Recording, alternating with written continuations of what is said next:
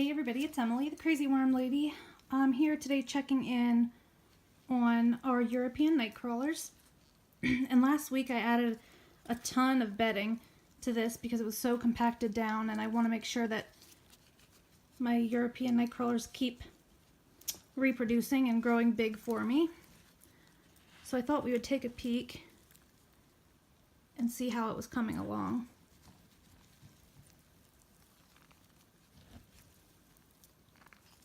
And right away here, I'm seeing quite a number. This looks like this was an apple core that they're getting into. Wow, look at that guy. Where did he go? Look at how big these guys are. I mean, really huge, which is awesome.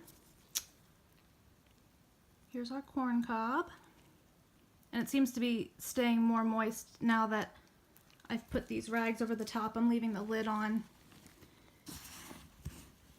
so that's good.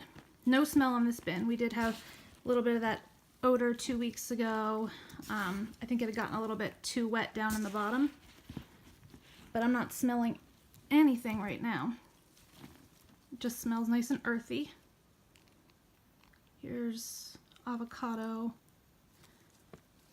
shell hanging out in this pizza box.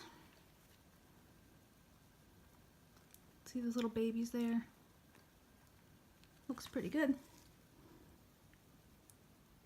But look at how large these guys are.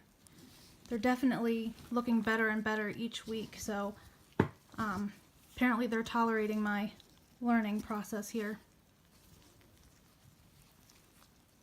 So I also wanted to mention, I've shown you guys in a few videos that I had some of these fast moving mites. They're kind of reddish in color, and asking around they told me that they were predatory mites, which means they actually feed on the bad things in your bin. They don't attack your worms or anything like that. But I still was a little bit turned off by the fact that they would be running all around my edges. And so I bought some organic neem oil, and I just put it on a rag, and I wiped it on the inside bottom of my lid, as well as just along these edges here. And I've spotted like 1 or 2 mites in comparison to before, where I had lots of them always all along the edges. So I think that's been helpful.